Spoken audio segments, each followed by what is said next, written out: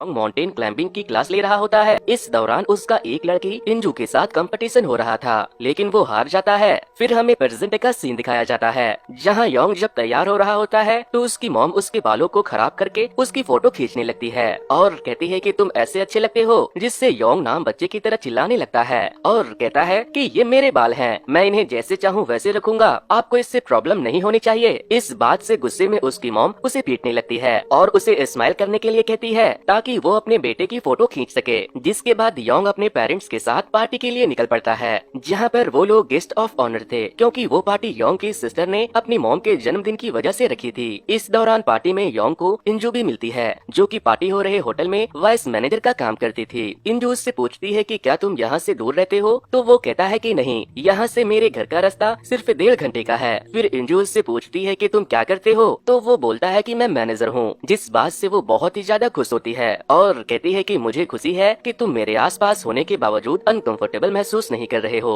फिर हमें पास्ट का सीन दिखाया जाता है, जब योंग ने इंजू को प्रपोज किया था, लेकिन उसने मना कर दिया था और कहा था कि हम दोस्त ही ठीक हैं। हालांकि प्रेजेंट टाइम में योंग कूल बनने के लिए इंजू से कहता है कि तुम्हें क्या लगा था जब तुमने मुझे रिजेक्ट कर दिया तो मैं दुखी होकर रो रहा था, ऐसा बिल्कुल भी नहीं है। लेकिन इसकी असलियत कुछ और थी। दरअसल जब इंजू ने उसे रिजेक्ट किया था तो वो सच में बहुत रोया था। फिर प्रेजेंट टाइम में उसका जवाब सुनकर इंजू कहती है कि मैं शायद फालतू में ही परेशान थी, क्योंकि मुझे लगता था कि तुम बहुत दुखी हो, इसीलिए मुझे अवॉइड कर रहे हो। तो वो कहता है कि मुझे तो ये सारी चीजें याद भी नहीं थी। जिसके बाद सब लोग पार्टी में बहुत ही ज्यादा एंजॉय करते हैं और योंग की मॉम के लिए गाना भी गाते हैं। मॉम की पार्टी काफी देर से चल रही थी, इसीलिए मैनेजर अपने सारे वेटर्स को ऑर्डर देता है कि वो साफ सफाई करके घर जा सकते हैं, ताकि वो कल सुबह टाइम से काम पर आ सके। फिर सभी वेटर्स के वहाँ से जाने के बाद मैनेजर इंजू से पूछता है कि मैंने पिछली रात तुम्हें एक टेक्स्ट भेजा था, क्या तुमने उस बारे में कुछ सोचा? मैं तुम्हें शादी करने के लिए नहीं कह रहा हूँ, बस डेट पर चलने के लिए कह रहा हूँ, इसीलिए ये इतना कॉम्प्लिकेटेड नहीं होना चाहिए। लेकिन इंजू उसे अवॉइड करती है और कहती है कि मैंने अभी इस बारे में कुछ भी नहीं सोचा, इसीलिए मुझे और टाइम चाहिए। अब हम एक केमिकल कंपनी के बाहर एक ट्रक को रुकते हुए देखते हैं, जिसमें किसी तरह की गैस मौजूद होती है। फिर ड्राइवर ट्रक की गैस को बाहर छोड़ देता है, जो कि तेजी से फैलने लगती है।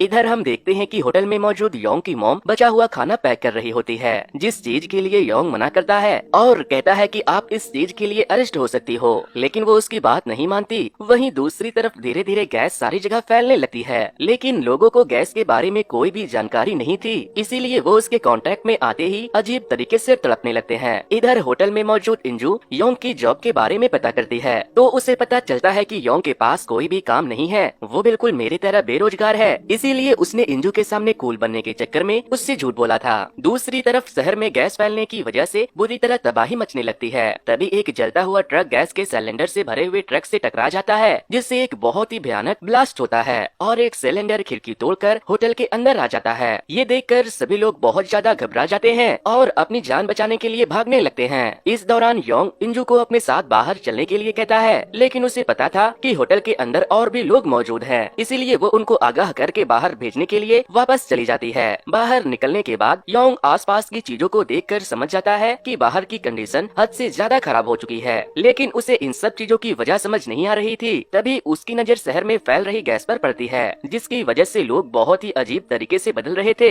ये देखकर योंग सभी लोगों को लेकर वापस से होटल के अंदर जाने लगता है। तभी योंग का भांजा जिहो अंदर जाने से मना कर देता है और कहता है कि मेरी मॉम बाहर ही रह गई है, इसीलिए योंग जिहो को इंजू के हवाले करके अपनी बहन को बचाने के लिए आगे बढ़ने लगता है। लेकिन जैसे ही उसकी सिस्टर गाड़ी से बाहर आती है तो वो वहाँ फैल रहे गैस के पास गिर जाती है, लेकिन योंग उसे बचा लेता है। हालांकि उसकी सिस्टर की हालत बहुत ही ज्यादा खराब होती जा रही थी, इसीलिए योंग हेल्प के लिए एम्बुलेंस को कॉल करता है, लेकिन शहर की ऐसी हालत में एम्बुलेंस का आना नामुमकिन था। फिर वो लोग देखते हैं कि पूरा शहर उस गैस से ढक चुका है, जिसके बाद इंजू योंग के हेल्प से एक स्ट्रेचर बनाती है और उसी पर लेटाकर योंग की सिस्टर को ले जाने का फैसला करती है। तभी उन सभी के फोन पर एक मैसेज आता है कि सभी लोग छत पर पहुंच जाए और 911 को कॉल करे। इसलिए वहाँ सब छत की तरफ भागते हैं, लेकिन छत पर लॉक लगा हुआ था, जिसकी चाबी सिक्योरिटी ऑफिस में होती है, जहाँ पर गैस भर चुका था। इधर शहर के बाहर मौजूद रेस्क्यू टीम शहर में फैल रहे धुओं को समझने की कोशिश कर रही थी कि आखिर वो है क्या, क्योंकि बिना समझे वो उस चीज का सॉल्यूशन नहीं ढूंढ सकते थे। फिर हम वापस से होटल का सीन देखते हैं, जहाँ पर मौजूद लोग बहुत ही ज्यादा परेशान थे, क्योंकि वहाँ गैस धीरे धीरे ऊपर की तरफ फैल रही थी। इसीलिए इंजू मैनेजर से जबरदस्ती चलकर चाबी ढूंढने के लिए कहती है, क्योंकि उसने दूसरी चाबी भी खो दी थी। और जब वो लोग चाबी ढूंढने के लिए रूम रूम में पहुंचते हैं तो न्यूज में बताया जाता है कि ये गैस बहुत ही जहरीला है और इंसान के अंदर जाने के बाद वो फेफड़े और बॉडी को पूरी तरह से जला देती है, लेकिन मास्क की हेल्प से इस गैस से बचा जा सकता है। इसी वजह से न्यूज में ये भी दिखाया जाता है कि किस तरह से वो मास्क का इस्तेमाल कर सकते हैं, लेकिन वो मास्क किसी भी इंसान को ज्यादा से ज्यादा 10 मिनट तक ही बचा सकता था। ये सुनते ही इंजू मास्क ढूंढने की कोशिश करती है, लेकिन उसे मास्क नहीं मिल रहा था। तभी न्यूज में दिखाया जाता है कि हेलीकॉप्टर की हेल्प से लोगों को बचाने की कोशिश की जा रही है, लेकिन लोगों की आबादी बहुत ज्यादा थी, इसीलिए पहले उन्हीं को बचाया जा रहा है जो पहले दिखाई दे रहे हैं। तभी मैनेजर को 3 गैस मास्क मिल जाते हैं, जिसकी हेल्प से वो एक आदमी को चाबी लाने के लिए कहता है, लेकिन वो आदमी इस चाबी के लिए मना कर देता है। इधर योंग खिड़की तोड़कर छत तक जाने का फैसला करता है, जिससे वो सीढ़ियों का दरवाजा खोल सके। फिर हम देखते हैं कि वो खिड़की तोड़ने में कामयाब हो जाता है, लेकिन इंजू उसे खिड़की के रास्ते से जाने के लिए मना करती है और कहती है कि ये बहुत ही ज्यादा रिस्की हो सकता है, लेकिन योंग उसकी एक भी बात नहीं सुनता और रस्सी बांधकर कूदने की तैयारी करता है। हालांकि उसके पेरेंट्स वहां पहुंचकर उसे रोकने की कोशिश करते हैं, लेकिन वो बिना देर किए खिड़की से कूद जाता है। इस दौरान जब वो गिरने वाला था तो सब लोग उसे खींचने लगते हैं, जिस चीज से उसका हाथ छूटने ही वाला था, इसलिए वो सभी लोगों को रस्सी खींचने से मना करता है और किसी तरह से दूसरी बिल्डिंग के फ्लोर पर चढ़ जाता है। फिर वो पूरी तैयारी करके ऊपर चढ़ना शुरू कर देता है। हालांकि इस दौरान वो गिरते गिरते बचता है और सिक्योरिटी के लिए रस्सी को एक पत्थर से बांधकर आगे बढ़ने लगता है, जबकि इस दौरान बाकी सभी लोग बहुत ही ज्यादा डरे हुए होते हैं और वहाँ बाहर लगे हुए लैंप को पकड़ने की कोशिश करते हैं, लेकिन वो टूट जाता है। तभी उसकी नजर फैल रही गैस पर पड़ती है और वो हिम्मत करके फिर से आगे बढ़ने लगता है। तभी योंग की रस्सी छोटी पड़ जाती है, इसीलिए वो ना चाहते हुए भी रस्सी को खोल देता है। ये देखकर इंजू उस पर बहुत ज्यादा गुस्सा होती है, लेकिन योंग के पास कोई भी रास्ता नहीं था, इसीलिए वो अपनी जान दांव पर लगाकर आगे बढ़ने लगता है और छत पर बने एक स्टैचू को पकड़ने में कामयाब हो जाता है। लेकिन स्टैचू का दांत टूटने की वजह से योंग का हाथ छूटने वाला था, पर वो किसी तरह से खुद को संभाल कर छत पर चढ़ जाता है। ये देखकर सभी लोग बहुत खुश होते हैं। इस दौरान उसके पेरेंट्स के साथ साथ बाकी सभी लोग उस पर बहुत ज्यादा गुस्सा होते हैं कि तुमने ऐसा क्यों किया। यहाँ तक कि उसके डैड उसे धमकी भी देते हैं कि अगर तुमने ऐसा दोबारा करने की कोशिश की तो तुम्हारे लिए बिल्कुल भी अच्छा नहीं होगा। इस दौरान हम देखते हैं कि योंग के हाथ बहुत ही बुरी तरह से कप रहे होते हैं। तभी उन सबको हेलीकॉप्टर दिखाई देता है, जिसे वो अपनी तरफ आने का इशारा करते हैं, लेकिन हेलीकॉप्टर उन्हें देख नहीं पाता और वहाँ से चला जाता है। इस चीज से इंजू समझ जाती है कि हमें हेलीकॉप्टर को सिग्नल देना होगा, इसीलिए वो सभी लोगों से अपने फोन की टॉर्च जलाकर आसमान की तरफ इशारा करने के लिए कहती है और एक सिंबल की तरह खड़े होने के लिए कहती है। वहीं दूसरी तरफ पुलिस स्टेशन के चीफ न्यूज में देखते हैं कि जिस ट्रक ड्राइवर ने ये सब किया है वो कोई और नहीं बल्कि इंथर केमिकल कंपनी का फाउंडर योंग था। इस दौरान पुलिस को योंग की जहरीली गैस की लैब मिल जाती है, इसीलिए वो लोग उसकी इन्वेस्टिगेशन करना शुरू कर देते हैं। हालांकि फैक्ट की माने तो योंग फायर्ड होने के बाद अपना ट्रायल करने की राइट्स खो चुका था, इसीलिए वो अपनी कंपनी के बाकी लोगों को धमकी दे रहा था। इन सब चीजों से ये कंफर्म होता है कि योंग का मोटिव कुछ पर्सनल था और ये गैस बहुत ही बड़े अमाउंट में फैल सकती थी, इसीलिए इस गैस की लैब काफी बड़ी होती है। यही वजह है कि गैस पूरे शहर में फैल गई और लोग रेस्क्यू का इंतजार कर रहे थे। जिसके बाद हमें वापस से होटल का सीन दिखाया जाता है, जहाँ पर उन लोगों की लाख की कोशिश के बावजूद रेस्क्यू टीम उन्हें नहीं बचाती। तभी वो देखते हैं कि उनके 2 मेंबर योंग सू और योंग मिन गायब हैं, इसीलिए वो लोग योंग सू की सिस्टर से इस बारे में पूछते हैं, तो वो बताती है कि मेरा भाई योंग मिन के साथ नीचे गया था और अब उसे लगता है कि वो दोनों मर चुके होंगे, इसीलिए वो रोने लगती है। तभी वो दोनों नीचे से माइक और स्पीकर लेकर आते हैं ताकि शोर की आवाज सुनकर हेलीकॉप्टर उनकी हेल्प कर सके, इसीलिए सभी लोग मिलकर जोर जोर से चिल्लाने लगते हैं। तभी इंजू नीचे जाकर होटल की लाइट भी ऑन ऑफ करने लगती है। उनकी ये तरकीब काम करती है और वो हेलीकॉप्टर की नजर में आ जाते हैं, जिसके बाद सभी लोगों को रेस्क्यू कर लिया जाता है। लेकिन वजन ज्यादा होने की वजह से योंग और इंजू वहीं पर छूट जाते हैं। हालांकि इस दौरान योंग जबरदस्ती इंजू को जाने के लिए कह रहा था, लेकिन वो ऐसा नहीं करती, जिस वजह से वो दोनों ही अकेले छूट जाते हैं। जिसके बाद एक दूसरा हेलीकॉप्टर उन्हें भी देख लेता है, लेकिन दूसरी बिल्डिंग पर ज्यादा लोग होने की वजह से वो उन्हें बचाने के लिए चला जाता है। इसीलिए योंग और इंजू नीचे जाकर कुछ रस्सी और पानी की बोतल इकट्ठा कर लेते हैं, क्योंकि नीचे भी गैस फैल रही थी। दूसरी तरफ हम देखते हैं कि योंग की सिस्टर को हॉस्पिटल ले जाया गया है और इस दौरान उसकी हालत काफी ज्यादा खराब हो गई थी, लेकिन वो फिर भी अपने भाई के लिए परेशान थी, इसीलिए उसकी माँ उसे बताती है कि योंग जल्द ही हमारे पास आ जाएगा। इधर न्यूज से हमें पता चलता है कि जहरीली गैस अब पूरे शहर के साथ साथ शहर के बाहर भी फैलने लगी है, इसीलिए छत पर मौजूद लोगों के जान का भी खतरा अब बढ़ गया है।